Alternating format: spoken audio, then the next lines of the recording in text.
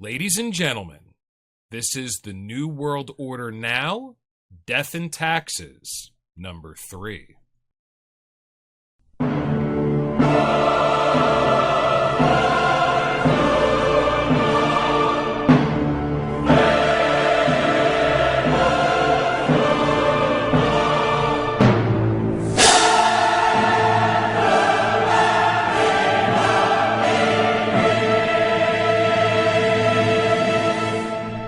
We got breaking news. 1 million more people have joined the tax strike that is happening in 2026.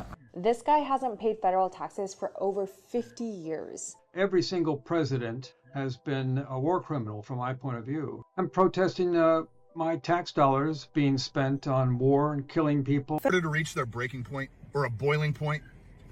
So this is starting to look like a country that I am no longer proud to have served. I've been working my entire adult life, and I have paid half or more than half back to the government in some way, shape, or form in taxes for the past 30 years. And if you don't believe me, look up everything that you have that is taxed. State income tax, federal income tax, property taxes, payroll taxes, Medicare taxes, Medicaid taxes, sales taxes. Everything is taxed. Breaking news, millions of Americans didn't file their taxes this past year because they're going on tax strike. A candidate running for Congress in Portland, Oregon shared a tax strike resource, so I wanted to share it with you guys. Here is the guide, and I'll also put at the end without my face over it so you can take a screenshot and share. And we have a political apparatus where half of them say that if you don't keep us in power, we will steal from you so that we can import people that will. So shut up and go back to work. Are you tired of the government using our tax dollars to fund genocide and bail out billionaires? You want to participate in the strike but are scared or don't know how? I'm going to show you a safe and effective way to do it. And won't even try to actually represent the people that vote for them. Is anybody else getting to a point where we feel like we cannot vote our way out of this? Where does that leave us? We got breaking news. Millions of Americans are not filing their taxes this year because they're going on strike. Hey, so we're not paying taxes this year, right? Because if we were to, that would be taxation without representation, which is literally what we rebelled and created this country for. So we're not doing that this year, right? Because nothing is going to happen about the fraud. Nothing. All of the fraud that Elon Musk and Doge exposed, the Republican Congress put it on the back burner and refused to fucking vote on it. Turn around to the American voter that put them in power and extended one of these. Tax strike 2026. Spread the word. As we all know, that our U.S. tax system is a voluntary tax system, and we depend on people willing every year to sit down, fill out that form, and pay their appropriate amount of taxes.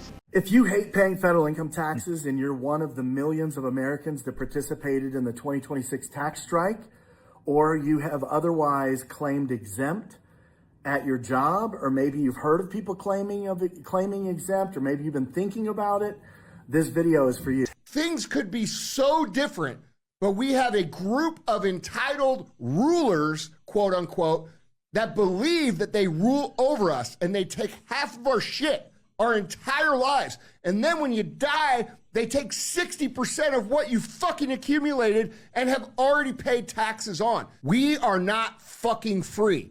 There is no difference between what we do here and what they do in North Korea. Oh, shit. I'm fucked.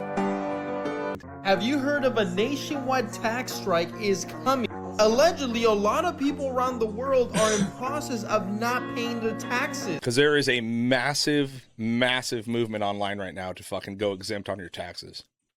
Have you seen this? And a lot of people are saying that we need a tax strike.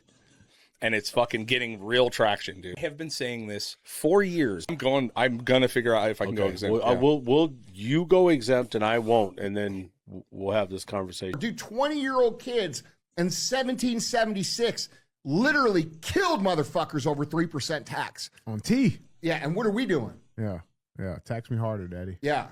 So are you guys seeing these videos about these people who are saying they're not paying their taxes, they're going to file exempt, and they're just going to keep their damn money? There's a nationwide tax strike actually happening this weekend. This whole thing kicked off after Nick Shirley posted that viral video exposing major government fraud. People saw it, got angry, and now it's turning into a real movement. Then yesterday, Marjorie Taylor Greene threw gas on the fire when she tweeted, "Nationwide tax strike incoming." So right now there are flyers going all around social media about rallies starting Saturday, January 3rd at noon. The big one seems to be at the Oregon State Capitol, but people are pushing for peaceful protests at state capitals everywhere. Now, whether everyone actually stops paying their taxes is a different story, but the protests, those are definitely happening. Oh, well, I don't know. I don't want to fucking disrupt. I don't want to rock the boat. Motherfucker, if you don't rock the boat, there ain't going to be no boat. Yeah, but if I don't pay taxes, Andy, how will the Somalians start their daycares and take care of all those Somali kids? Every American should highly consider organizing and not paying fucking taxes. If enough people, and this is where this movement has really gained traction, and I'm going to take full fucking credit for it, because I've been saying this for years and years and years. I have been saying this for years. If you want to affect change in this country, cut their fucking money off. Yeah. And this is how we do it. Yeah. If 20, 30, 50, 100 million people go exempt on their tax forms and their W-4s and their I-9s and all this shit, then the government doesn't have your money to play with anymore. And ladies and gentlemen, thank you once again for watching the New World Order broadcast. We are coming to you live from the end of the world. I'm your host, The Hat Man. I am joined in the studio once again by Harry, the Tax Man, and his two compatriots, Erwin Schiff and Joe Bannister. Happy 4th of July! Happy 4th of July, Harry! It ain't. What's so happy about it? I don't know. It's a holiday. It's a holiday for what? For being for freedom! For freedom! For exchanging one set of rulers for another? Yeah, pretty much. Good point. And my big point that I think I made with somebody over the weekend, I forget who I was talking to, because I'm very popular and I have a lot of friends, so I can't remember. Was saying, listen, if we do not have equality under the law, then we have, once again, we have rulers, which is apparently what my social studies teacher in grammar school told me we fought the Revolutionary War to get away from. And it's very obvious that we do not have equality under the law in this country any longer. We probably have not for some time. You can have something like the Epstein files be not released, be redacted. We have flight logs. We know who's gone there. There has been no criminal investigations. Only 2 people have gone to prison. These are the people that ran the ring. Well, listen, if you're going to run a successful child prostitution business, you have to have customers. You could say that for most businesses.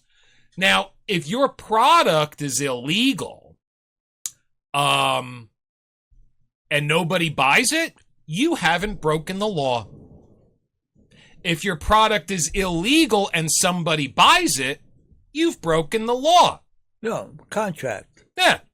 Okay? Unless it's like something that's illegal to possess. Okay?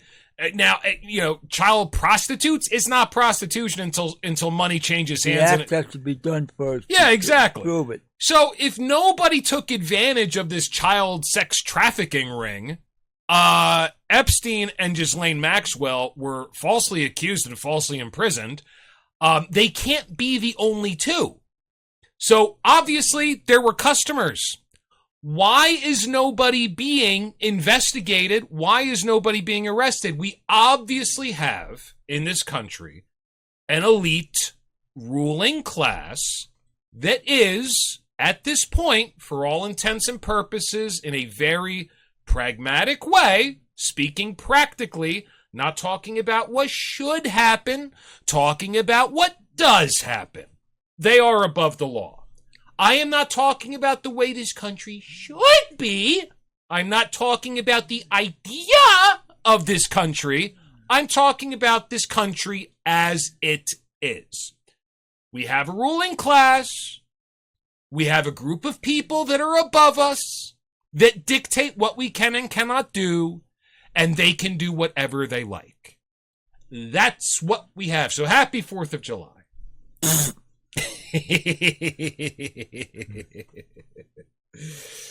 And it was, I think, 2.5 years ago, man. We did our first episode. The first episode we had you on, Death and Taxes. And this is the third time we're doing an episode on it. It's an upgrade. Yeah. Well, you know, we just want to go over the information, make sure it stays out there. And I think that this year especially is important because of the protest, the discontent that is building up, and people are finally, it seems like, they're finally getting smart about it. They're beginning to understand that voting isn't going to change things. If you want to hit these creeps where it hurts, you gotta rein in the purse strings. Right. And if enough people do it, they're not going to have any recourse. Starve the beast. Exactly. But I know you went tax exempt in what year? 99. 99. Okay. Now, just to refresh people's memories, why don't we go through your story a little bit, and then we'll take a look at what's going on with this protest movement, because your story and what they do is a little bit different, or what they're trying to do or what they're doing is a little bit different. So talk about your philosophy with the constitutional tax movement, what you went through to free yourself from paying federal income taxes, what that experience was like, and how that ended up, and then we can talk about the movement that's building up this year. Go ahead. Take it away. In 1980, I woke up. In 1980, I said, something's wrong. So then I started to hit the books, and we didn't have the internet time, so it was very hard. I had to go hit the books. The books, ladies and gentlemen, they're very thick piles of paper that are all cut to the same size, and they're connected on one side. So you kind of, like, you can go through them one page at a time, and that's how we used to get information. Or you go to a library. And a library was a house full of pretty much nothing but these books. So you could hopefully find the book that you were looking for. Yes. Yeah. Well, we found the information. I started to do the research.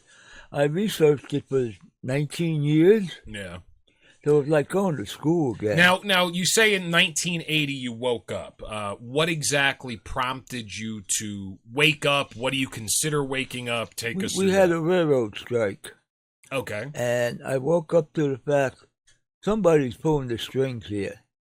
Somebody wants this. This is the railroad in New York City? Yeah, the subway system. The subway, okay. And which is that's who you worked for, correct? I met Urban Schiff.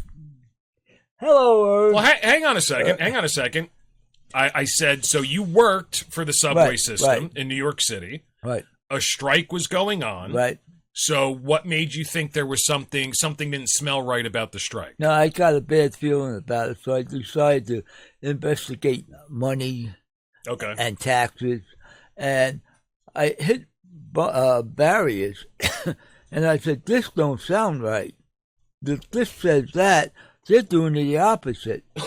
And I gathered all this information, and then a year later, I got the movie Harry's War. That's a great movie.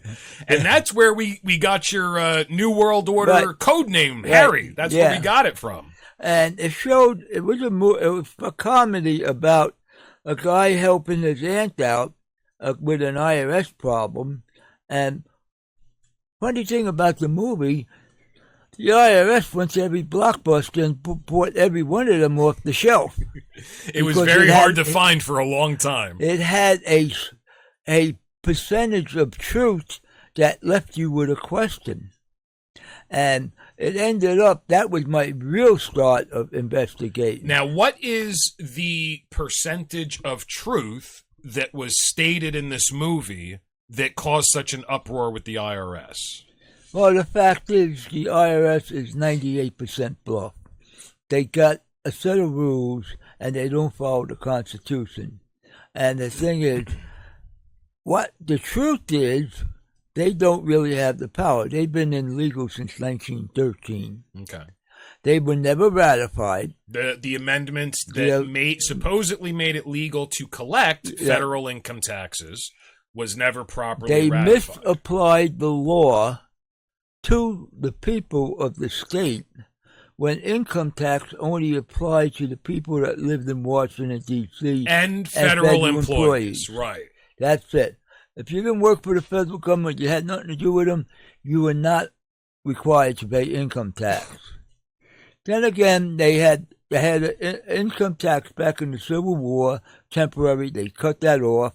In 94, they tried to bring it back. In 95, we're talking about 1895. 1895, right. And we're talking about they made it illegal. And from that point on, the fight was on. But the fight was so hard because the IRS kept you in the dark, and with the court procedures, that it was one thing after the other. You win if you win one case, you got to appeal it.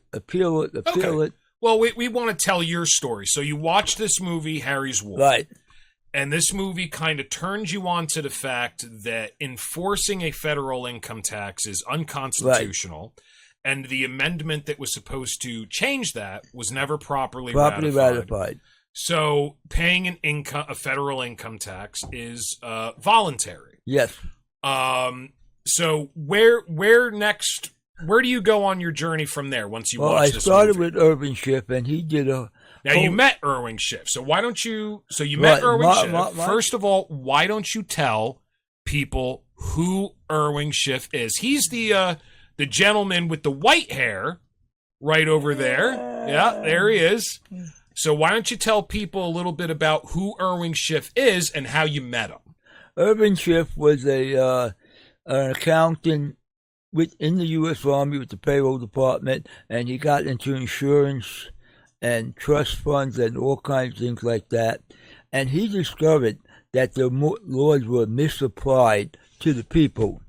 And he did a study. But because he had a degree like a CPA, and he studied the tax laws. Yeah, he was actually a CPA. Yeah. He actually found the things that were misapplied. So when he ran for president in 94, under the Constitutional Party, I think, and he wrote a book called The Federal Mafia. Yeah, we can see it hanging over his... he's holding it in front of him right over there. Federal Mafia. It's been banned by the government. Well, you say that, but you can right now buy a copy on Amazon for about $70. Right. Yeah. Or eBay, perhaps. He exposed all the laws to it. He made a Fifth Amendment return. They didn't bother him then because he was small. But when he got him with a zero return, he got $50 million back to the American people by doing a zero return. So he taught people how to do what he called a zero return. Yes. He got over $50 million back from the government to the American people by doing the zero return. Right. And how many people do you think when he first introduced we don't have the numbers. This system? So you don't know how many people actually did this, but the dollar value was over $50 million. Oh, yeah, $50 million. He took them out of the treasuries. Right. And then they paid attention to him. Well, I guess, that'll do it. That'll do it. When you stop the thief from stealing from you, he's going to know it. Right. So then again, they ended up. He went to Vegas. He opened a bookstore and he was selling his books. He also did other books on taxes, and he had a story of Merch, which is about a fabled country that everybody just did a barter system. Oh, he tried writing fiction? Yeah, he was writing fiction. All right. And it ended up, everybody was happy. They were trading things and barter things. And then one guy came up and became a banker and said, I'll hold your gold, but I'll take a percentage of it. Well, wait a second. Why do people have gold if everything's bartered? Because money is supposed to be gold or silver according to the Constitution. All right, then it's not bartered. They still have money. No, but that was the form of money. So this story that he wrote was kind of on par with what Ayn Rand did with Atlas Shrugged. Right. Okay. Right. Galt's Gulch. And it ended up. And I'm going to go out on a limb here and guess that Ayn Rand did it better. It's one of my favorite books. Just saying. I guess. Yeah, so if you're interested in that sort of thing, I would recommend Ayn Rand Atlas Shrugged. But apparently Irving Schiff tried his hand at it. In 1913, they brought the income tax back, and it became a Federal Reserve Act. No. We're telling a story right now, buddy. Oh, okay. We're telling a story. So we introduced Irving Schiff. Right. Now people have a little background on Irving Schiff. Now you met Irving Schiff. Yeah. Tell us how you met Irving Schiff. I went to one of his meetings. Okay. I went to many of his Now, meetings. at the point where you met him, was it like a small gathering, or was it About 50, 100 people. Okay, that's a good size. But he was explaining the way things work. Right. And it ended up, a lot of people, I know a lot of people didn't believe him, but then again, he showed everything, and I don't know how many people followed him. Okay. That I can't tell you. But I said, gee, this guy's got something on the ball. Yeah. So then again, I went out to Vegas and I met him. Okay. And there was a guy named Cohen, and there was another woman out with him. Okay. And they opened up the store and they were selling their books. And it was very interesting, but they left him alone in Vegas until about 2006, 2007. Well, I mean, there's so much under the table dealing and just outright crime in Vegas Oh, that yeah. he probably blended in pretty well. Well, but they dragged him to court. He beat him once, and then again, they got to a point. Once No. We're telling a story. So you went out to meet him in Vegas. Yeah. And See, here's the thing, man. With everything else we talk about, you look like you are so bored you're about to fall out of your seat. Right now, you're sitting up straight, you're leaning over the table, and you just want to say all the information all at once. I want people to wake I'm going up. to walk you through it to make a story. Okay, make you want it me to entertain the interesting. Now, you went out and you met him in Vegas. Tell me what happened at the store. Well, I had a discussion with him. Okay. I also brought him a book I bought from Pennsylvania from the library. Oh, what'd you bring him? A 1942 tax code book. It was only 2 inches thick. Yeah. What's the tax code today? Almost 4. Fuck, I have no idea. Yeah. Yeah. But I gave it to him for a present. That's nice. Because he was like the alpha dog of the pack, and he was leading the march. Right. And it gave him a little ammo. Yeah. I wish I never gave him the book, because when they raided his store, they took everything out.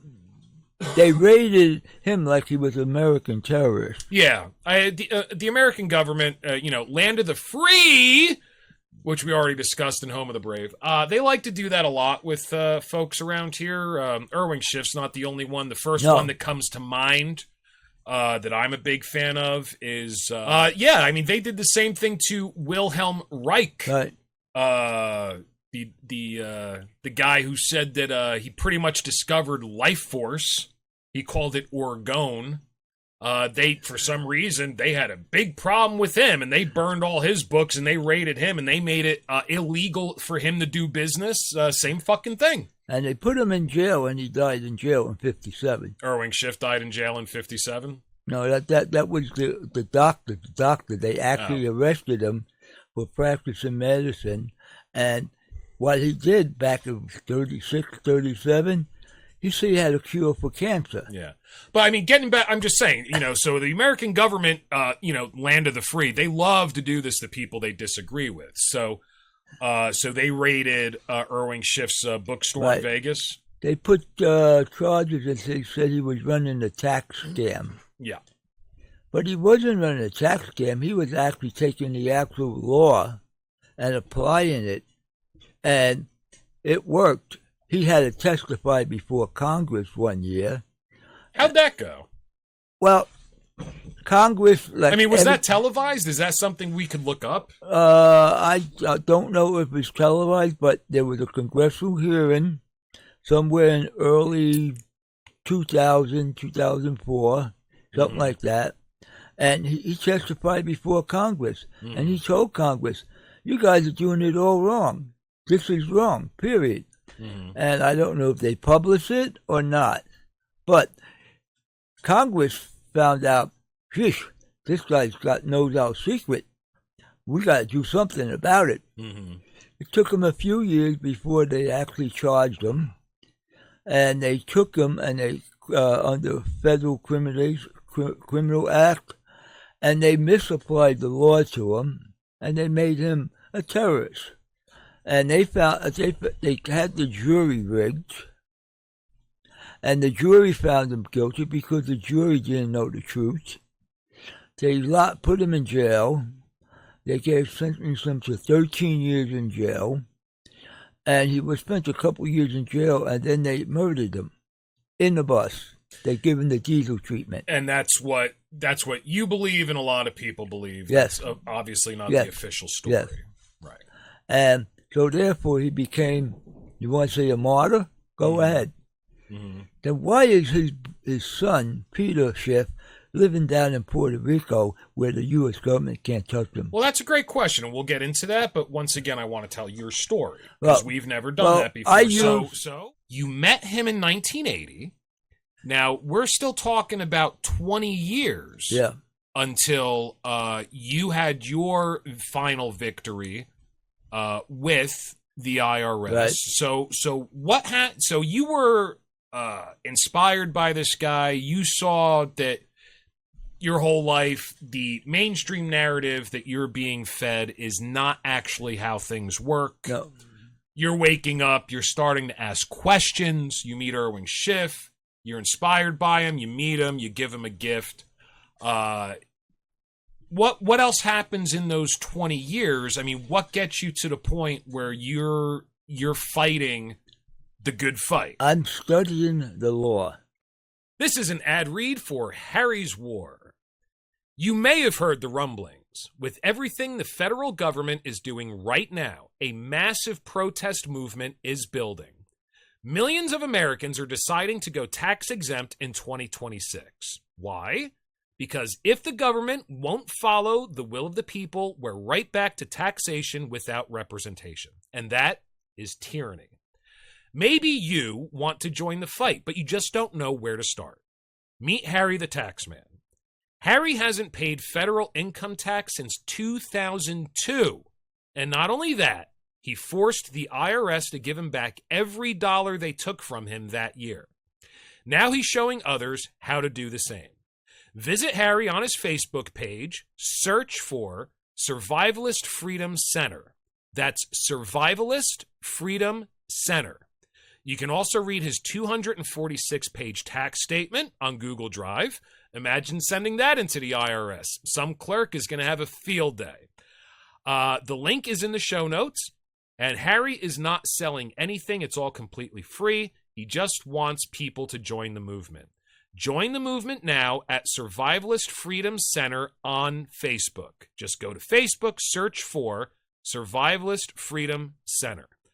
Send him a DM, check out his page. He'd love to hear from you. Okay. I'm getting all my information together. Okay. And it's the more I dug out, the fatter my files get.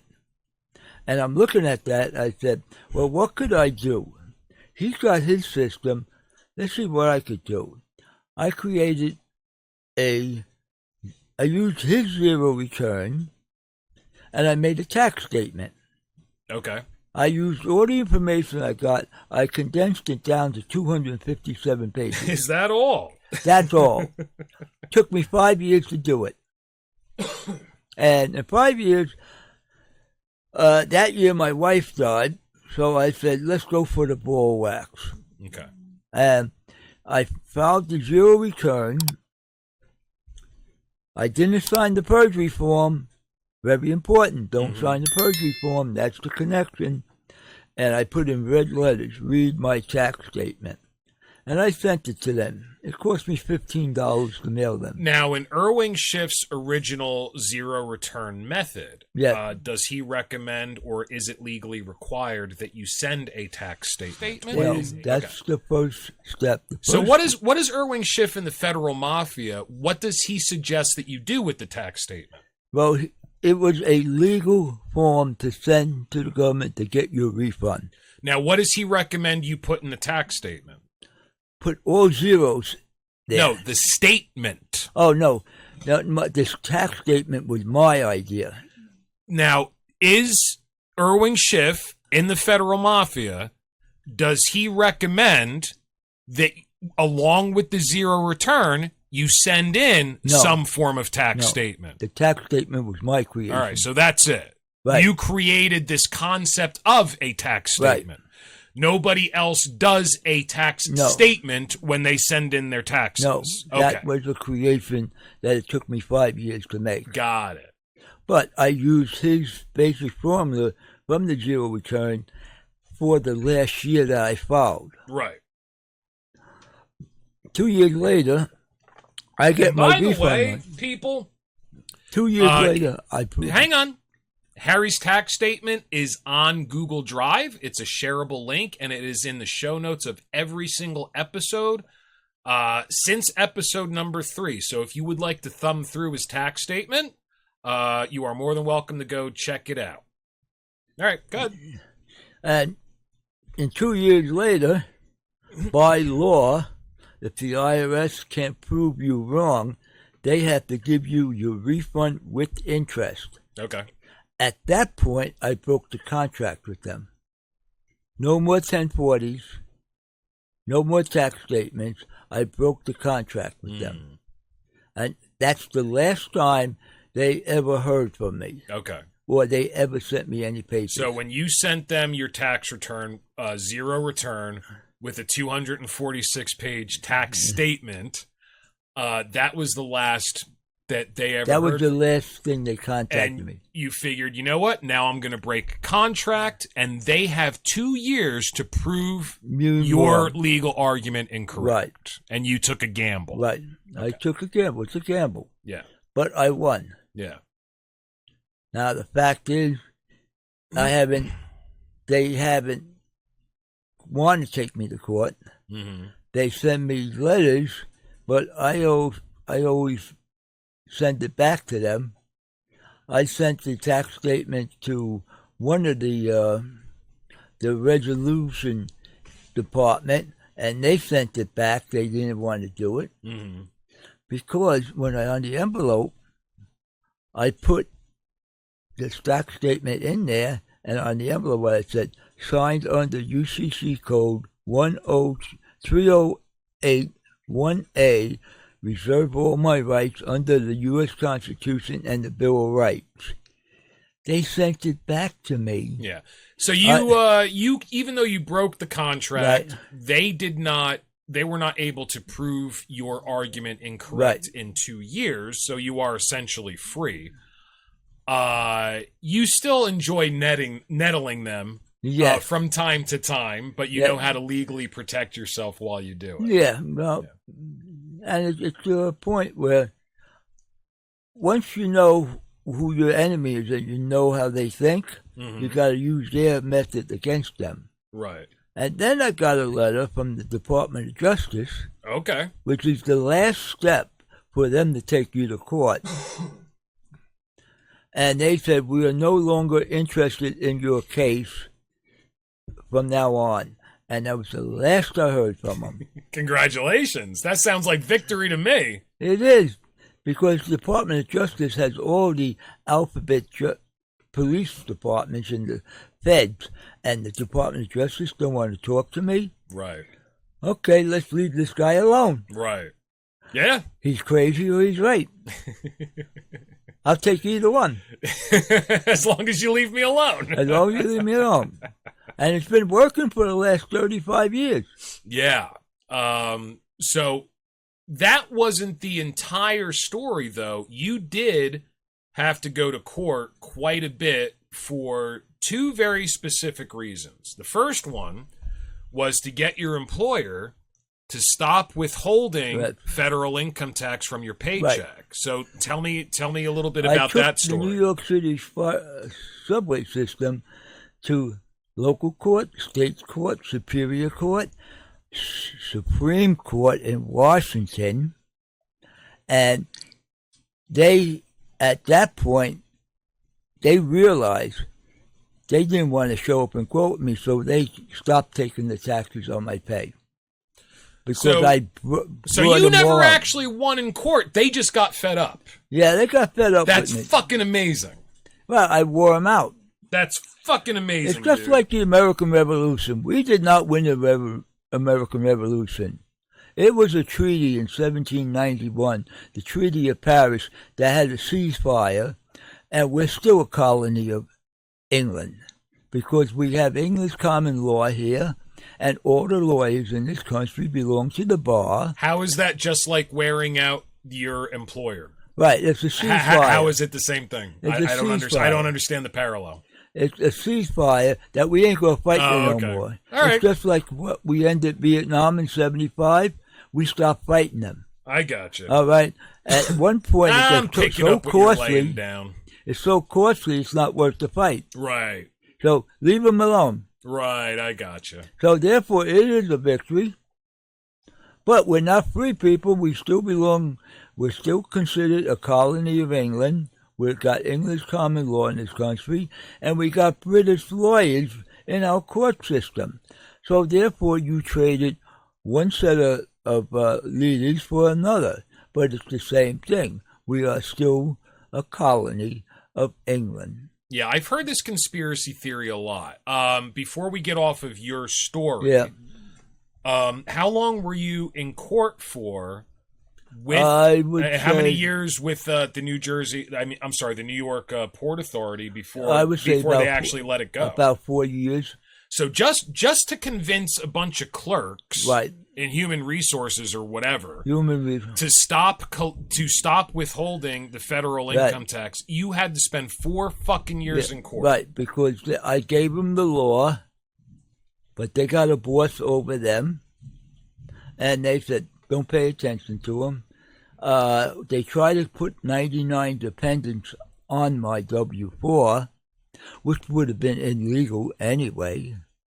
I had to stop that, and then I had to see the actuary. What do you mean they tried to put 99 dependents on your W-4? When I put exempt, they put 99 dependents on my W-4. How were they allowed to manipulate your W-4? They did it.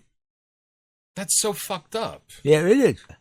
So was this the IRS that No, did this is the New York City Transit. Jesus Christ! Because it's just a clerk. So doing their job. they were so pissed off that you were giving them a hard time. Yeah. They put 99 dependents. Yep. Now, if you have 99 dependents, that basically erases any withholding, but it doesn't put you in a good legal position. No, you're still connected with them. Right.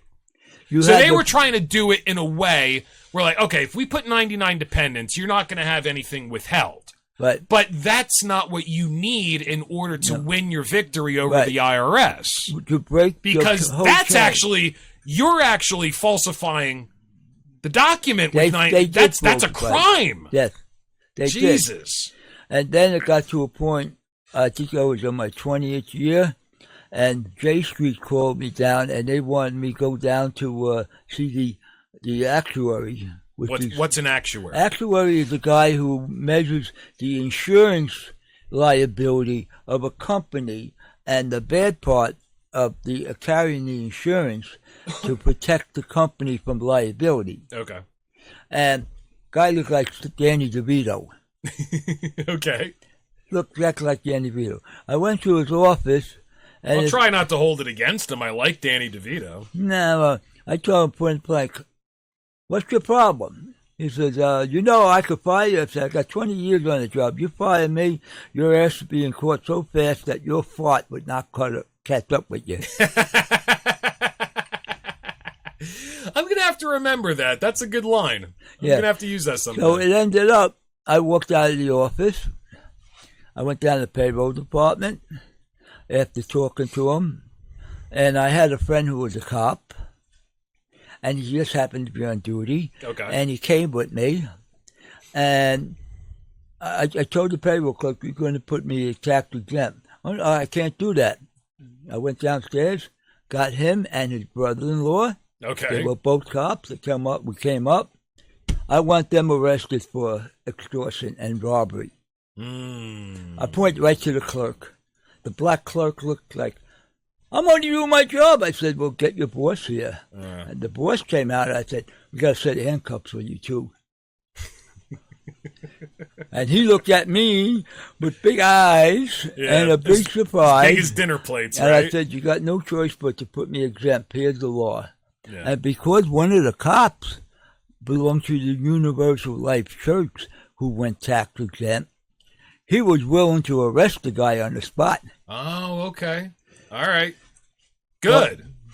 So these guys weren't just there as props. They weren't paper tigers. This guy would have actually. This guy would have done something. He was on my side. So then I went tax exempt, and I worked several years tax exempt. I worked a lot of overtime.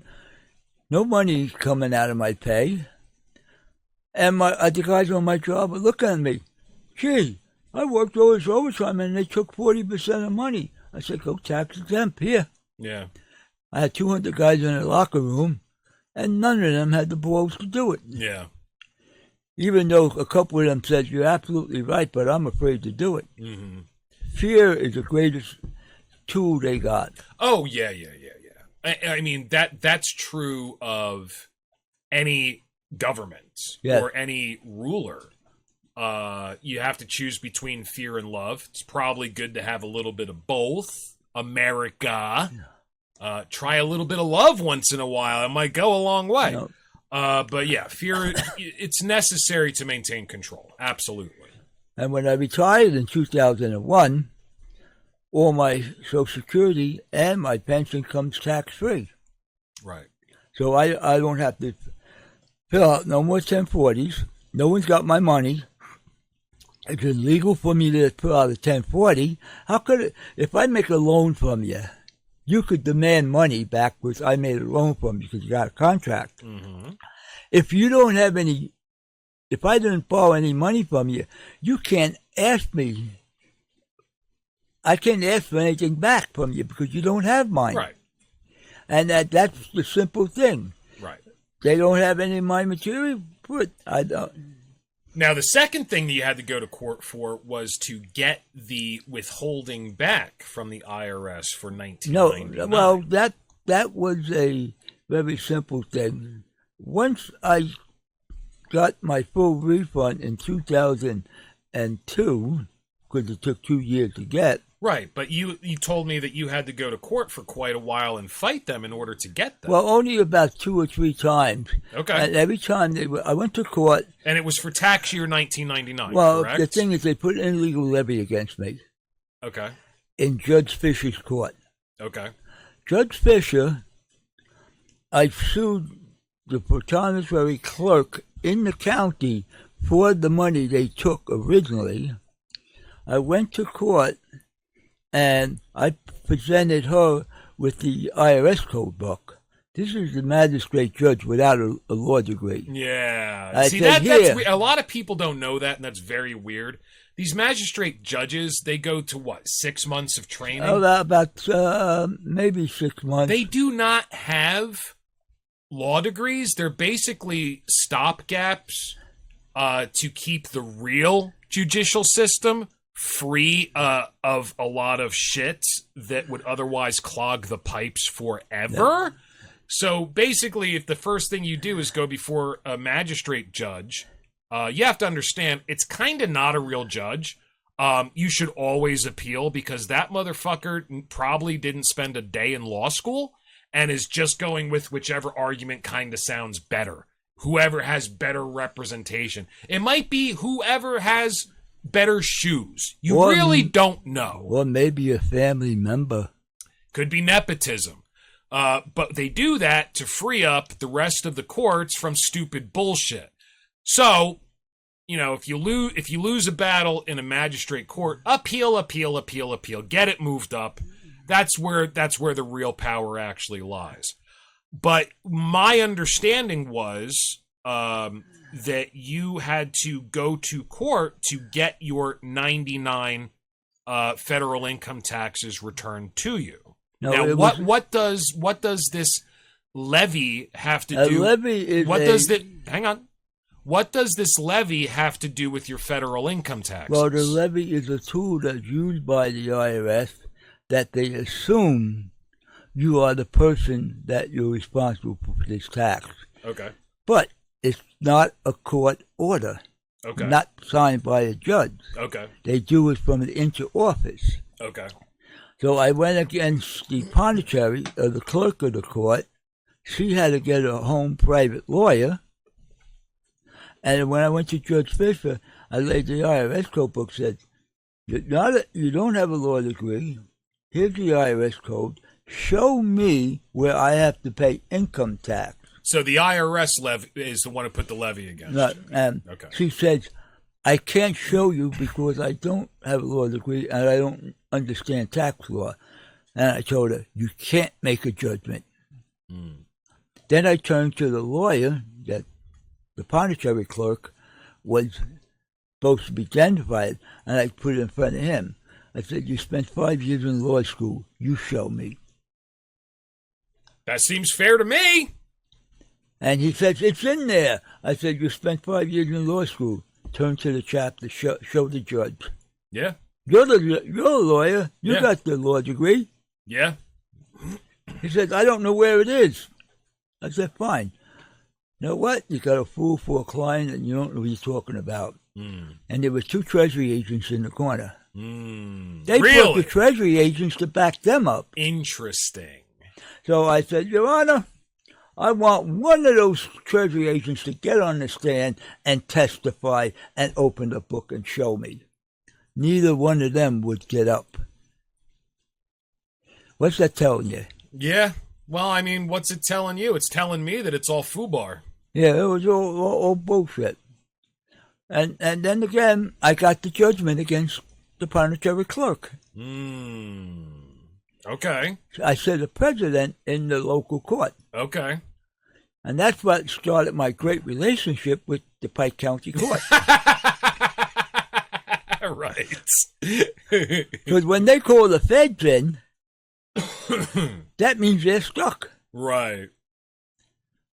And from that point on, I have no more problems with the local court. Now, what exactly did it take for the IRS to issue you a fucking check for over $6,000? They sent you 2 back years. all of your federal income taxes for an entire tax year. What did that take?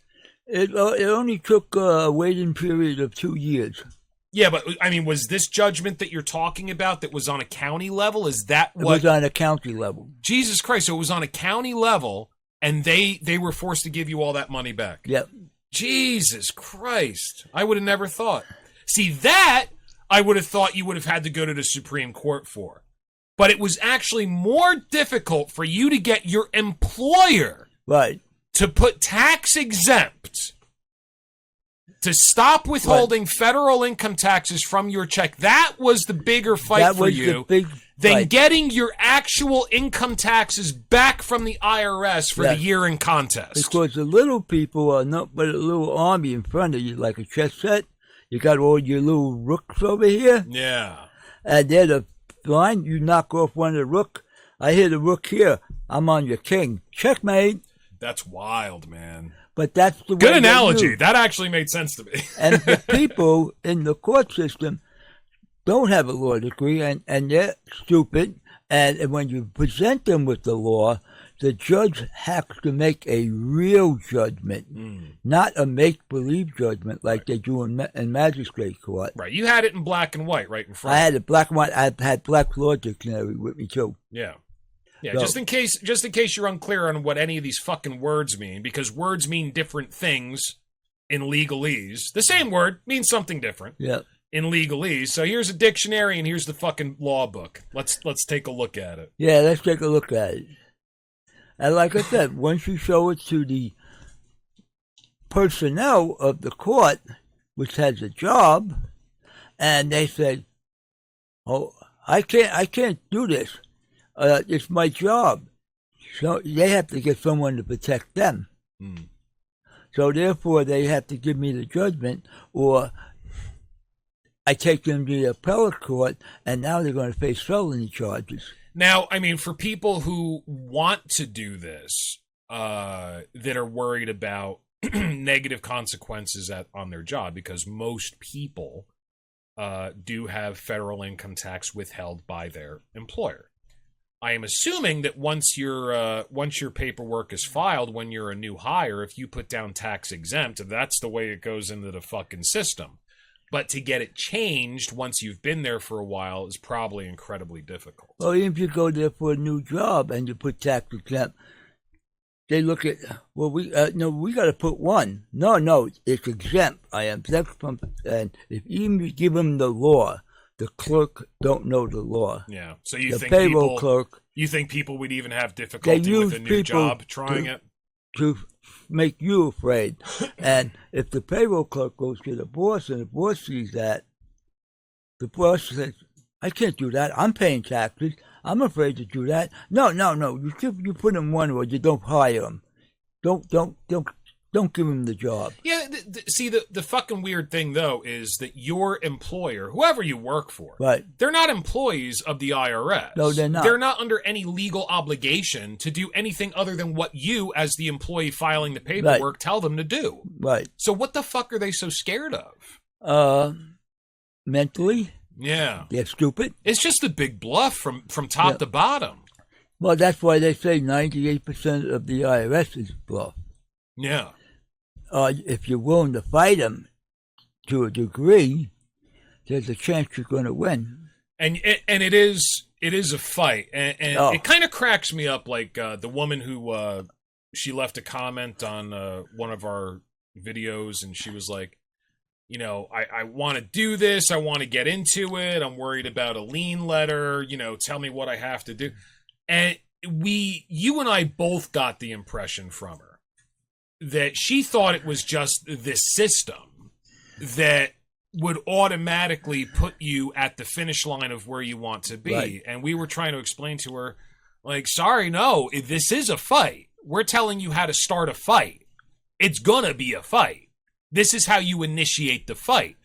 But I didn't know that from all the years that I've known you, that the most difficult part of it for you, and probably it would be for most people trying to do this, is going to be to get your employer to stop withholding federal income tax. It does not know the law. And if they give it to the payroll clerk, big deal. The payroll clerks don't work for the IRS. They don't work for the government. Your boss has nothing to do with the federal government. Yeah. So what are they worried about? If you show them, they're not required to do it. It seems to me that the only way you can protect yourself from negative consequences from your employer in, pushing like as hard as you push, where you're like, I'm taking you to court. Sorry, buddy. Because I'm in the right. It's nothing against you personally. I like my job, but I'm in the right. It seems like you're going to have a really good...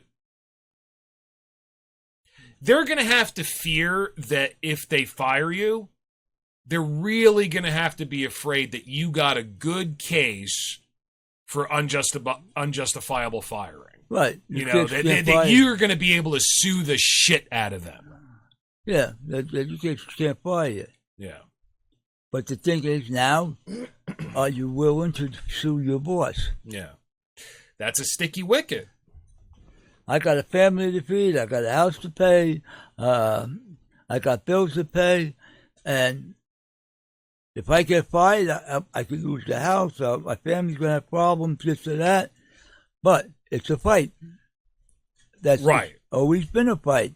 Now, in your case, when you decided to go through with this, I mean, this was quite some time after you were already enraptured with the constitutional tax movement. Yeah. You had met Irwin Schiff. You had met Joe Bannister. You had met the lady whose name I forget. What's the lady's name? Oh, Sherry Jackson. Sherry Jackson.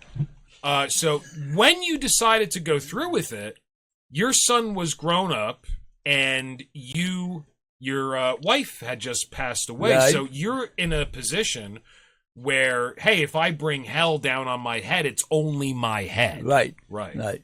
Yeah. And that's power. That's a powerful position to be in. And that's still a choice. Yeah. But I waited, and I said, well, what do I got to lose? Right. I'm just going to make them suffer and drag them along, and nobody likes to go to court. Mm-hmm. Lawyers don't want to go to court. They want to settle. Right. But as long as I had my Black's Law Dictionary, I had the law with me, I became a real pain in the ass to them. I have no doubt about that. So that's the way it ended up. That's awesome. Now, that was early 90s. Today, the movement is growing so fast because of the internet. Yeah. The information's out there. Right. But us early guys that were fought in the 90s, we did the fighting for you. We got up in the front in their face, and they didn't stop us. Yeah. So therefore, we have to pass the information to you. Right. So your job is much easier to do it. Yeah, I mean, and that's the same of any struggle or any fight or any movement. There has to be somebody that's first. There has to be somebody who's on the front line. And then it gets easier for, the people who follow, or the generations, I should say, that follow in this case. But, I mean, back when Erwin Schiff was doing it, he was doing a video with Aaron Russo. It was called Freedom to Fascism. Yep. That, you had to, I think, mail order buy a DVD. Yeah, everything was... Yeah, I mean, this is kind of just at the very beginning of the internet.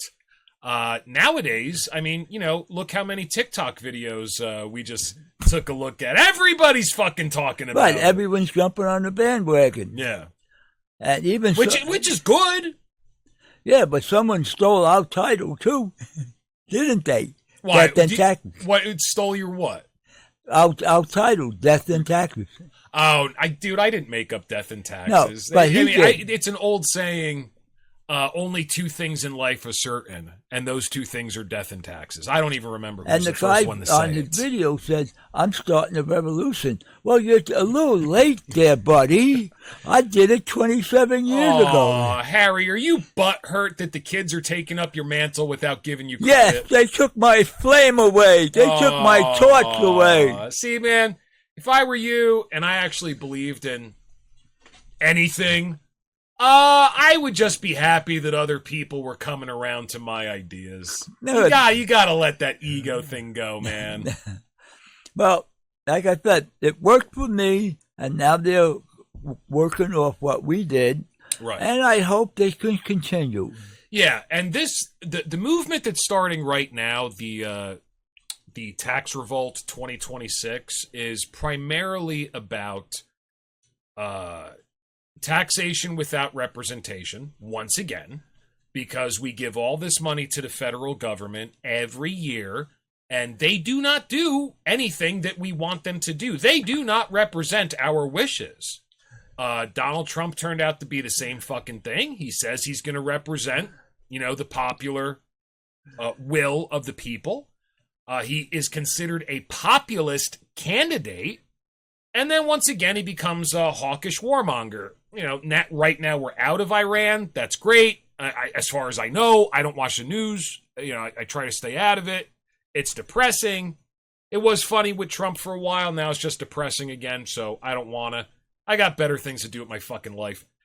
But, so this movement is very much about taxation without representation. And hey, if they're going to keep doing things that we don't want them to do, things that make us unproud to be an American, that cause us to be not only ashamed of, but disgusted by our country, voting doesn't seem to do the trick anymore. Really, what else do you have before civil disobedience and public violence? I mean, let's try money first.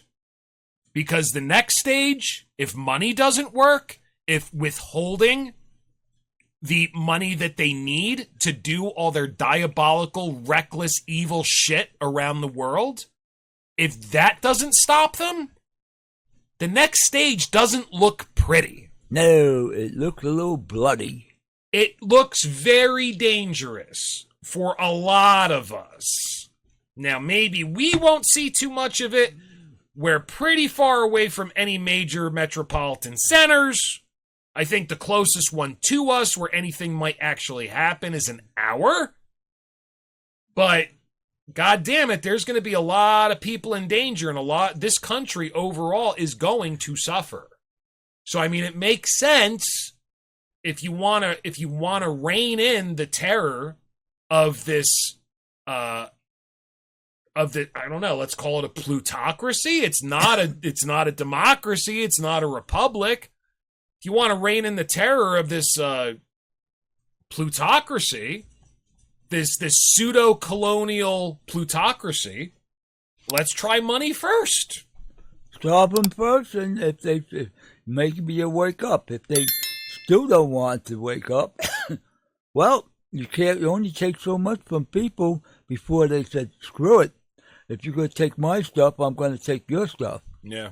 And now you're going to pay for it. Yeah. You're not going to pay for it on paper. We're not going to court. Yeah. We're going to go 1-to-1. It's scary. Also, these people right now, a lot of people doing this, and I saw from AI, so I don't know how true it is, but there's at least 95 million Americans claiming that they are going to go exempt this year. They're going to. That's a lot of fucking Americans. That's almost a third of Americans. A third of Americans going to stop filing. They're going to have to go tax exempt. They're going to empty the treasury out. Or the government's going to say, we don't have the money. We've been lying to you since 1913. How's my imitation of Trump? I don't want to be Trump. But like I said, now they got a problem because you've been stealing my children's money. You're going to plan to steal my grandchildren's money. And I'm not going to let you do it. Yeah. I mean, they've already done it. $40 trillion in debt. I mean, yeah. That's settled generations of Americans with debt. If it stops going up right now, that's still generation after generation of American that's going to be paying that off. So, so not only is it a third of all Americans that are claiming to be a part of this movement, but, which is scary, but it's good because the only way it's going to have any power is if there's a lot of people into it and behind it that do it, that pull the trigger, that don't just talk and make videos. But it's not a movement of people that are saying that income taxes are unconstitutional. It's a movement of people that are using it as a method of civil disobedience. Does that stick in your craw a little bit? No, it's the question of it's unconstitutional for a district about 10 square miles stealing from 50 states, and they're misapplying the law to the people of the 50 states and lying to them, and it ends up, well, you've been lying to me for 100 years on this. Okay. I want all my money back. Well, you're not going to get the money back, which it's long gone. Oh, yeah. So, if you follow tax exempt, you get your last year's money, but you break the contract. Right. I met a guy who worked for the subway system in a laundromat. He paid $35,000 last year. Mm-hmm. Now, $35,000 is like 2/3 of my pension. Mm-hmm. Now, I don't want to give the government 2/3 of my pension. So it ends up, he actually looked at it, and he just retired about a year ago, and I said, you could change that. You go to the payroll department, you put your tax exempt thing, here's the information, and Then again, you don't have to fill out a 1040 no more. You put an amended return. You want your $35,000 back. Mm-hmm. They got 2 years to give it to you. Yeah. Here's how to get the ball rolling. Get the ball and rolling. be prepared for a fight. Anybody who doesn't understand that, you're deluded. Be prepared for a fight. Right. You're going to get letters. You're going to get some official-looking letter. But if you don't study what it says, you don't follow the law. Now, my friend down in Florida, Freedom Law School, had a very simple program. For 23 years, he's been on the criminal investigation list. From the That's IRS. a badge of honor, God damn it. Ah, that's a badge of honor.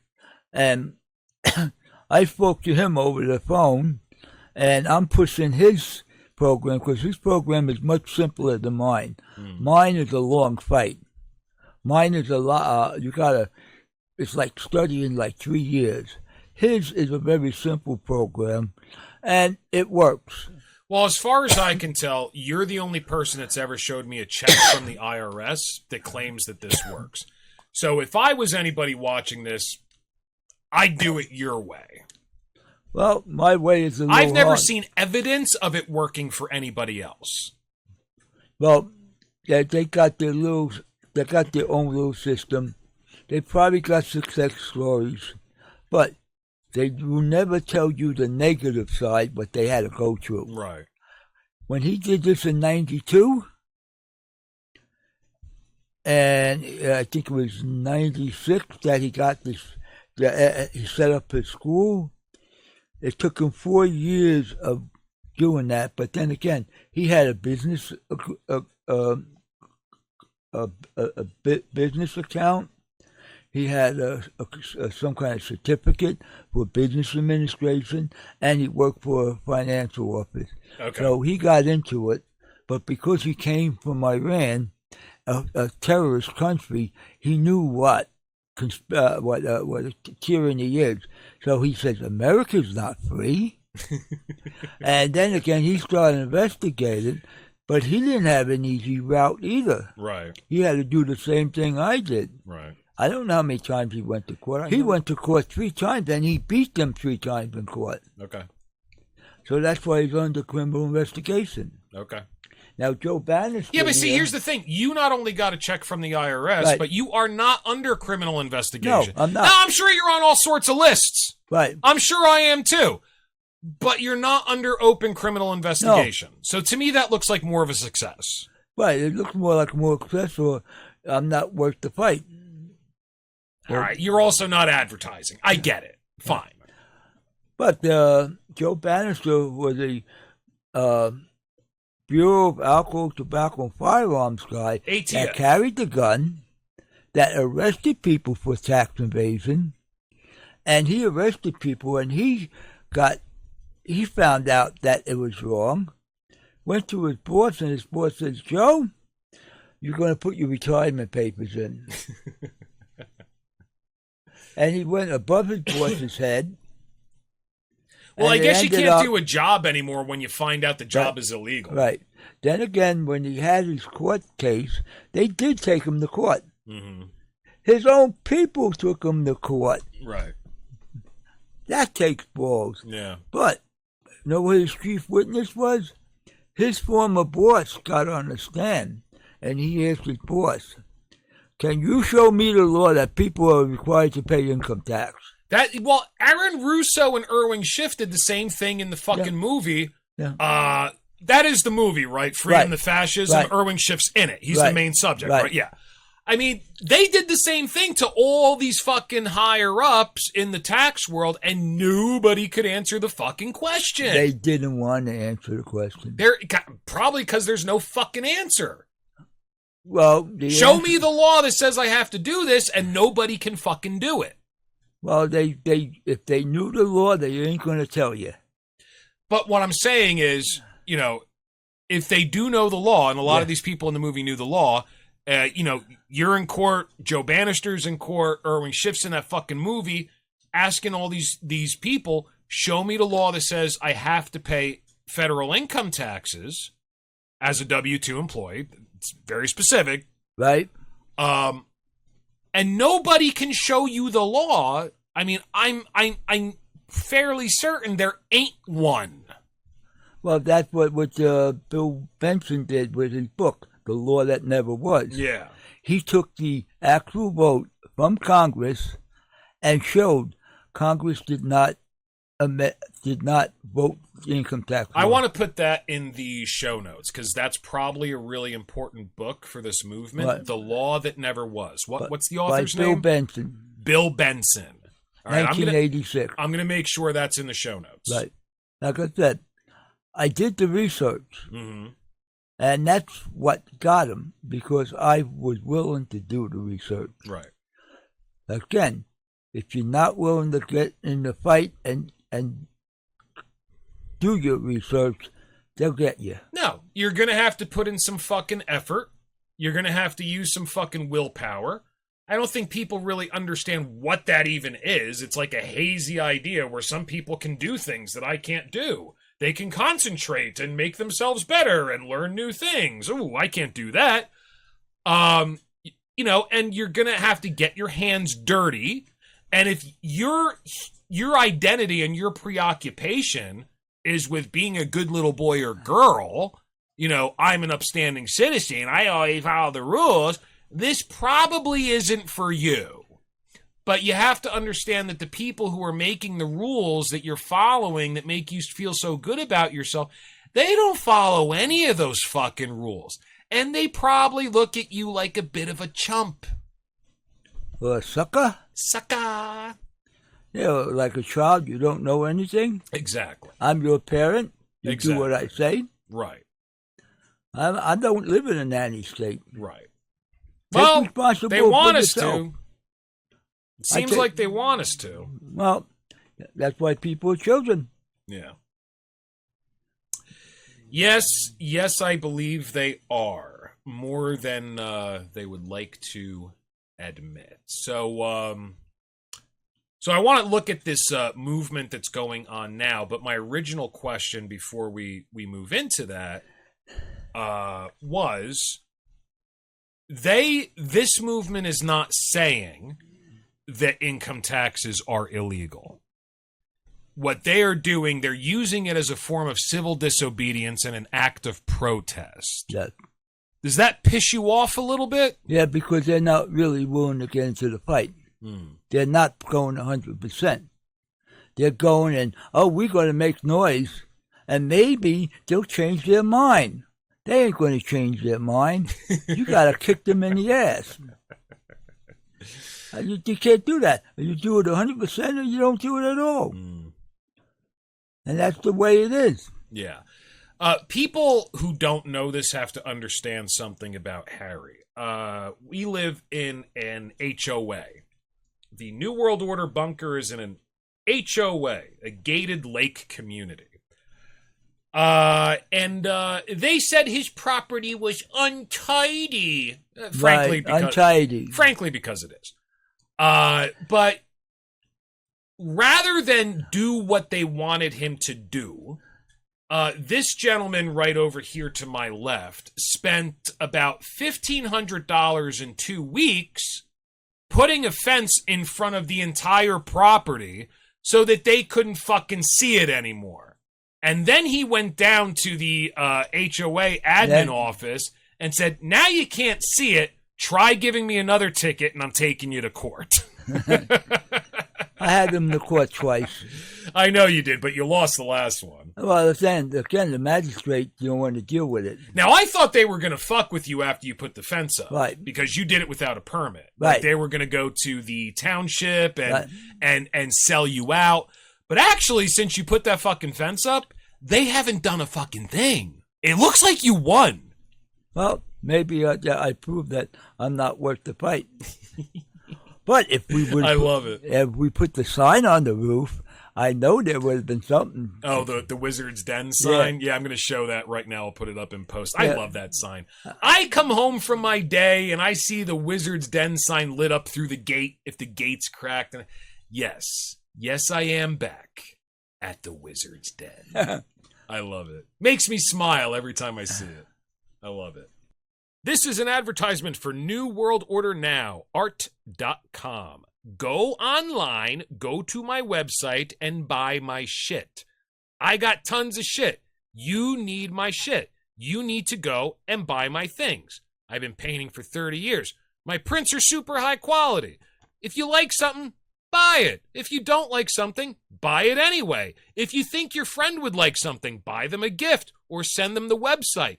If you think your friend would hate something that's on my website, buy that for them just to fuck with them. I don't care. As long as you take money out of your pocket and put it into my pocket. That's the important thing here. So go right now to New World Order Now, art.com. That's NWONOWART.com. Sign up for our newsletter, get 20% off your first order, and give me your money. I like money. I need your money. Give me your money. All right. Well, before we go into this new movement that's cropping up, which I think is interesting, and even if these people don't understand that federal income taxes for W-2 employees are just plain illegal in the first place, you should have never been paying them in the first place. I am interested in this movement. I want to see a little bit about what Marjorie Taylor Greene has to say about it. The congresswoman that just resigned, and she's going to get out with $1 million pension of your tax money. Yeah. Apparently, she earned it, supposedly. Yeah. She's also a retiring leader in the Jewish Space Laser Program, Goyim Division. Nice little Jewish girl. No, I don't think she is. But did you have something else there that you wanted to show? I want you to show your check again to the camera. I have here my that's check. Awesome. So here's the proof. It's a Xerox of a Here's check. the check. Over $6,000. Hold it up right in front. Hold it up right in front of you, so it's centered. Right in front of you. There you go. That's my check for 2002. That is what the last thing I contacted them with. This is proof that I am right. There you go. Now, what else do you have there? What other goodies do you have for us? This here is a 8-page simple instructions on how to go tax exempt with the laws. Has everything in it, and there's this picture didn't come out very good, but this is a picture of the IRS with a rope around your neck and saying you did it to yourself because the 1040 is a confession sheet. This we give to people absolutely free. And where did you get that from? I don't think that's ours to give away. It is. I got the guy's permission. You got the guy's permission? Yes. Are you certain? Yes. No, I talked to him. All right. That's why do you think I got the package of the 62 of his yeah, but you paid for those, so you're yes, certain. I paid for you're them. certain I told him I was going to hand them out to the people in Pennsylvania. Yeah, but what I'm saying, I okay, fine. I mean, but this is just he gives this away free at shows. This is Freedom Law School. This you could go on the website. This is absolutely free. It will show you all the laws. I was going to say that we could put it on our shared link Google Drive, but if it's copyrighted unless you have specific permission, so we can't put it up digitally. I got verbal permission from him. All right, for handing it out. That's different. Okay, so we can't put up a digital copy, but if you go to Freedom Law School, you get this totally free. It explains all the laws. He shows you how to do it. Now, his program is very simple. If you're afraid, and most people are, he has a program that you pay $7,000 for. But once you do his program, if the IRS sends any letters to you, any information, you send it to him, his lawyers, and his people handle the case. Right. If you lose the case, they will replace anything you lose. Okay. That's a good Is it worth $7,000? That's if you got it. I would say so. Sure. That's 1 year's return for most people. Yeah. Most people are paying more than $30,000 in income tax today. But this information is free. You can do this on your own. You don't have to sign up for his program. No, you don't have to sign. It's free. He teaches you the steps, how to do it, how to go through it. Right, how to go through it. And we're not getting paid by this guy. This is just something that you're into. Right. Yeah. He's part of the movement. Right. Right. He's been doing it since 96. I've been doing mine since 99. He has not been put in jail yet. He has not. He's still under criminal investigation. They're trying. They haven't succeeded. They're trying. And I don't know how many hundreds of thousands of people do his program. I don't care. I want people to be free, and I want the IRS gone. And I would like to see a completely corrupt, warmongering government that almost doesn't even seem like it doesn't care about its people. At this point, it's starting to seem like it hates its people. I would like to see them suffer. Frankly. Disappear. That would be good, too. Whatever. Maybe we'll use the but certainly suffer. Maybe we'll use the space lasers on them. How's that sound? Yeah, right. So, the movement is alive. We did the front work for you. We went in the battle first. We won the battles. And it's very easy for you right now to get the information. Just remove that line of fear. Get your children, give them some extra money. You could send your kids to college on the money you save from the income tax. Yeah. I mean, nothing worth doing is easy. Nothing. So you're going to have a little bit of a fight. Let's take a look at. I enjoy the fight. Yeah, I know you do. Let's take a look at where AI pointed me in the direction of this movement that's going on. Now let's see here. So first of all, the one website that it gave me that is definitely what this movement is all about is the National War Tax Resistance Coordination Committee that you can find at nwtrcc.org, and I'm going to have a link in the show notes. So they have programs, they have resources, they have what they're talking about in the media. This looks like kind of home base if you are interested in getting into the what was it called, the tax 2026 tax revolts. The National War Tax Resistance Coordination Committee is a coalition of local, regional, and national groups and individuals from across the United States for everyone interested in or actively refusing to pay taxes for war. This is an anti-war movement. NWTRCC offers information, referral, support resources, publicity, campaign sponsorship, and connection to an international network of conscientious objectors to war taxes. I mean, frankly, I would like to see this become such a large movement that this is something that not only has to be actively campaigned with, you know, I am anti-war, that's the only way you can get into office, but you would have to follow through with it in order to be reelected. You know what I mean, I would like to see that. Because everything that we do on a global stage, the CIA calls it blowback, we just end up fucking ourselves in the ass anyway. For a short-term profit, either political or monetary. So what do you think about this website? Basically, this is for people to protest against war. Yeah. But that is not the full program you have to go to become tax-free. Well, they give you all the the program. They tell you how to file exempt. I agree that what's the website for that paper called again? This one? Right, the Freedom Law School. Freedom Law School. I obviously that's probably going to be more comprehensive, and it will permanently take you out of the system. These guys are going to teach you how to make sure that you are using your anti-paying taxes as an act of protest, what to do if the IRS does this, what to do if the IRS does that. First step filing exemption, that's the same fucking thing. So that you're not having your taxes removed from your paycheck. So there's that. That's interesting.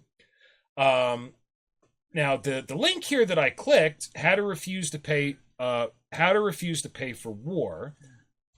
And I thought the website was pretty cool. If you think more about your motivations for war tax resistance, it can help you to choose a way to get started. You can read about our motivations or watch our 30-minute introductory film, Death and Taxes. You're right, they stole my title.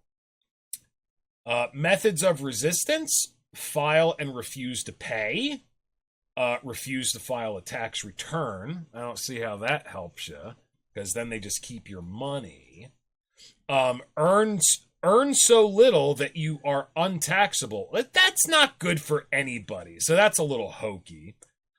Resist the local telephone excise tax. I thought this was interesting, but I don't know how much of an impact it would actually have. It came from the Spanish-American War, the 3% tax on telephones between Cuba and Florida. Okay. They had it up to 1948. They finally got rid of it. I just don't know how much, nowadays they're collecting on it. So I don't know how much of an impact people refusing to pay it would actually make. You got so many usage tax. Who the fuck has a landline anymore, dude? Right. But you don't even have a landline. Connections that you got to pay. All right, I don't see it on my bill. The federal telephone excise tax historically has been related to wars and excessive military spending. It appears on local-only landline phone bills.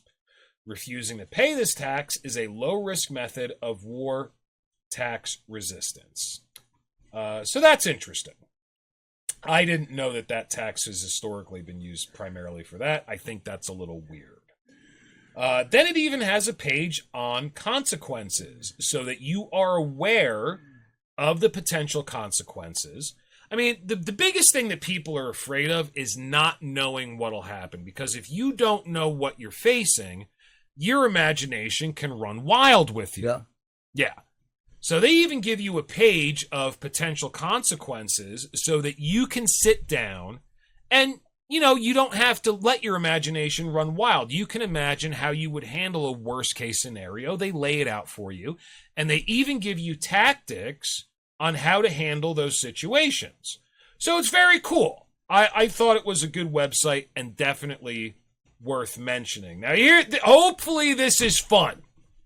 Hopefully this is fun. I haven't read this article yet, Harry. But this is MTG. Our boss over at the Jewish Space Laser Program, Goyim Division, and she's going to throw her hat in with this tax revolt for 2026. Let's read a little bit about this. Well, she had an interview with the guy from Freedom Law School. She had a interview. Yeah, that's right. You said that she interviewed the guy who made this document that we were just talking about, Freedom Law School.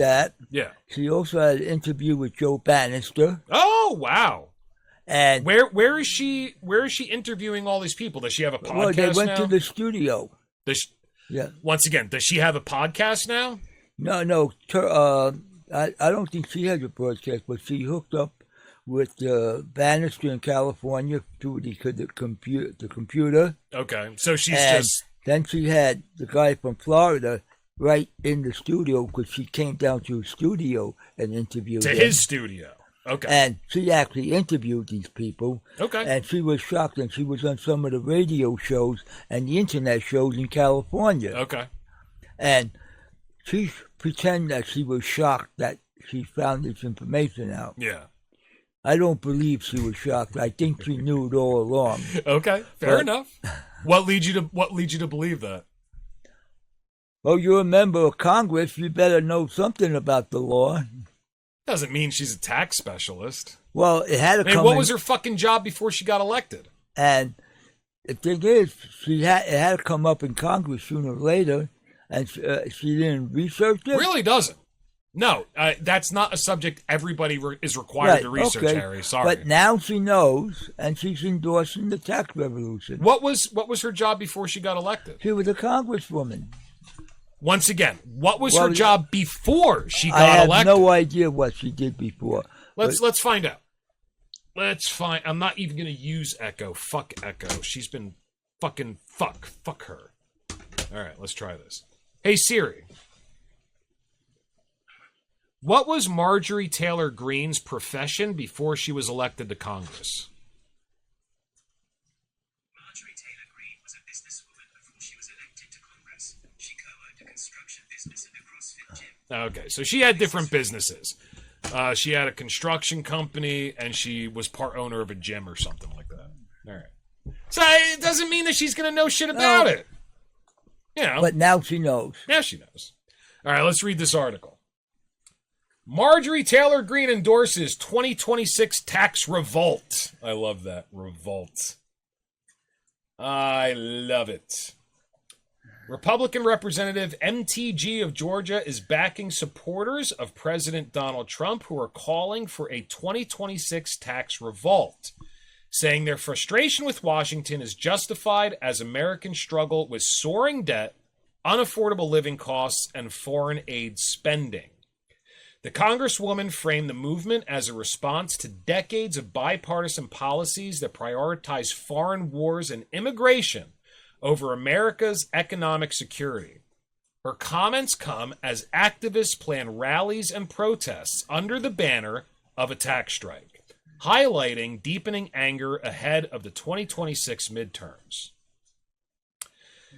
With dissatisfaction growing among some U.S. voters about government spending, spiraling debt, and foreign aid, the call for coordinated tax protests carries potential consequences for public services and the political climate. If the tax strike garners substantial support, it could disrupt state revenues and prompt a broader debate on Washington's priorities and fiscal management. That's kind of what we fucking need. Thank you. What to know. Organizers have scheduled tax strike rallies in multiple U.S. states for January 3rd, 2026. And apparently they're still going on according to TikTok. Social media posts and posters publicize events at locations such as the Oregon State Capitol, where speakers are set to include right-aligned local politicians. Participants aim to voice opposition to government spending, alleging fraud, waste, a lack of transparency. Promotional materials call for accountability. So this is a very right-wing focused, but still anti-war. Yep. Greene's endorsement of the protest comes just weeks after she announced she will resign from Congress on January 5th, ending a 5-year tenure marked by controversy and loyalty to Trump. Her decision follows a bitter and highly publicized split with the president, who withdrew his endorsement and branded her a traitor amid clashes over foreign policy and the release of Jeffrey Epstein files. Now, we have to remember that these rallies, these anti-war rallies, for the tax protest, the tax revolt of 2026. Is January of this year before we ended up in Iran? I'm pretty sure. Yeah. This is before Trump proved himself to be Bibi's puppet. By the way, the New World Order stands with Israel.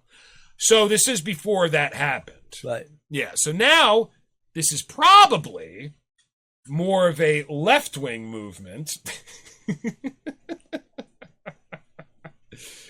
All right. Yeah, here you go.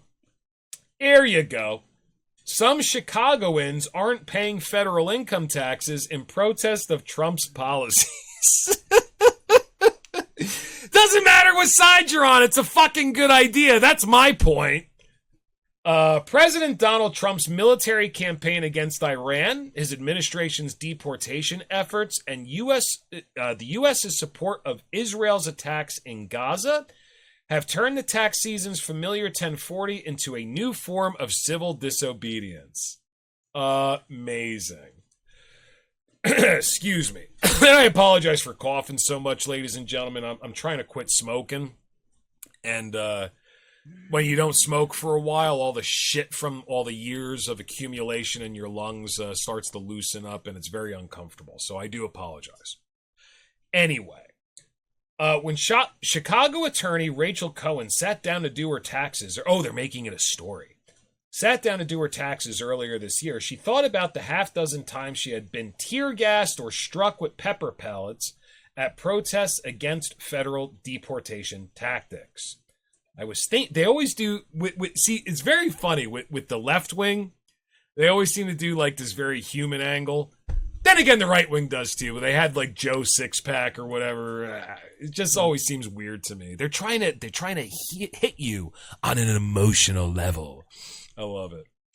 I was thinking about my willingness to be hit with chemical weapons, Cohen said, and I couldn't square giving the federal government $10,000 with being willing to get arrested or put my body on the line. Cohen, an independent contractor and Harvard-educated attorney, decided to file but not pay her federal income taxes, instead putting the owed amount into a high-yield savings account and paying only her state taxes. Excuse me. Protesting has long... Why can't I read today? Protesting has long involved picketing, marches, and even hunger strikes. But some Chicagoans, angered over the Trump administration's tactics, are trying a different form of civil disobedience, not paying their federal income taxes. War tax resistance organizers say they're... it's funny, none of the left wing were really into this war resistance tax thing during the Ukraine war. That we needed to do that. That was totally fun. War tax resistance organizers say they're seeing a barrage of new interest in their longstanding movement by people appalled at the federal government's aggressive deportation efforts, U.S. support for Israel in the war in Gaza, and the U.S.-Israel war against Iran. No shit. Good.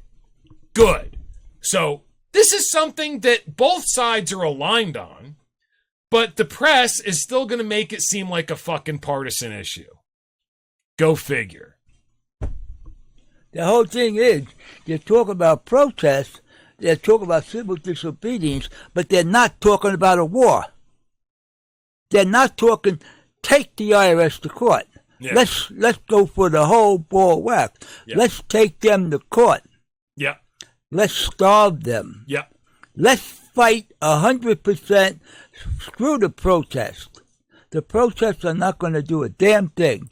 All you're going to do is going to get some dummy cops or some National Guards that's under orders by this government. Even not paying taxes as protest is right.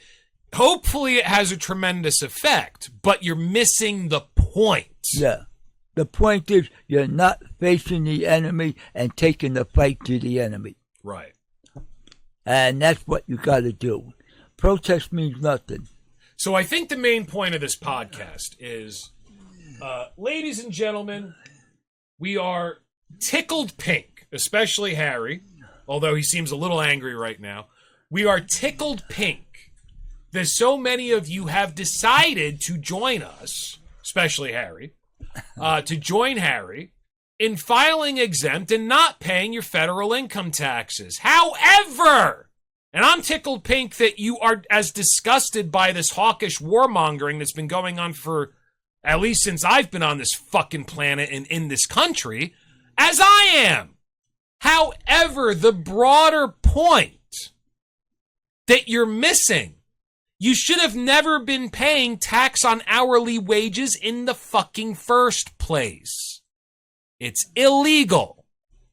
Right? Right, since 1913. Right. Well, it's always been illegal. Yeah. Yeah. It's always been. Right. All right.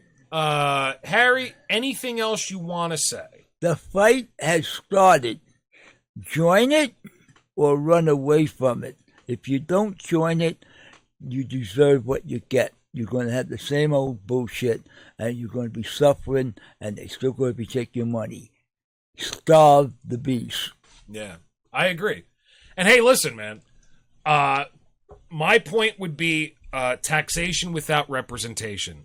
This government, and I'm not just talking about this administration, this government as a whole, federal government, does absolutely nothing for the people. Our country is run in secrecy by what is called the deep state, which, for all intents and purposes, is most likely its intelligence apparatus, is actually running the show. They don't do anything for you other than make sure you don't get blowed up, that's a good thing, let's be honest. But they also actively work against you. Everything is a fucking psyop. Everything is psychological warfare. Everything is domestic surveillance through legal loopholes, if not just outright doing it illegally and hoping you won't notice. You are being manipulated every step of the way. The name of the game is take with one hand and give to the other. So, do we have taxation without representation, which we fought the Revolutionary War for? Oh, yeah. Oh, yeah. Welcome back. It's here. Okay? It's been here for a while. And now people are starting to wake up to it because of the internet. Yeah, it's here. The other thing, other than taxation without representation, is the class system. Everybody in a democratic republic is supposed to be equal under the law. And we have seen, and people are starting to wake up to it once again because of the internet, but it's been back with us for a while. There is a class of people, a class of person, who is not subject to the law. That means you have rulers. That means there is an elite. That means there is an aristocracy. Both very good reasons not to feed the system with your fucking money. Also, the Federal Reserve System and inflation, as well as the federal income tax and the rest of taxes, are designed so that people who actually have to work for a living don't have too much excess wealth. Because the theory is that if the investor class became too many people, the country would be top heavy and it would crumble the economy. So they kind of try to keep you as poor as they can on purpose. Okay? All three very good reasons not to feed this system. Sign up. Get on board. We're going to have a bunch of links in the show notes. All right. You think it's not illegal to force people to pay income taxes? Fine. Protest the fucking warmongering. That's fine.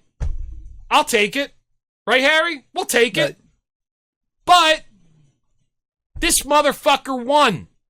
He won. It's illegal. The IRS don't write checks. Not for your whole fucking tax year, unless you're right. So when he says, I'm either crazy or I'm right, I'm sitting here putting two and two together going, looks like you're fucking right, dude. Looks like you're fucking right. Join the fight.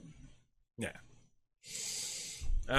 And hopefully this works. Hopefully enough people participate. And hopefully it stops them dead in their tracks. And they do have to have a conversation about how they treat the general population. And what they're doing on the world stage in our name. Because the next step after that, frankly, is class warfare. Oh, what? That dirty word? Yeah. Class warfare? Yeah. Yeah. Okay. I mean, that's the fucking next logical step. And I don't think anybody wants that. Ladies and gentlemen, thank you so much again for watching the New World Order broadcast. And just remember, we're watching you too. Is watching.